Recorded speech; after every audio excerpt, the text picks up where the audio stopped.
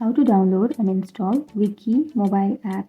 So if you want to download and install Viki mobile app, then first of all check your internet connection, and if your internet connection is stable, then you can open up your Play Store or your App Store, and now you can go for the search bar which is on the upper side and then search for Viki.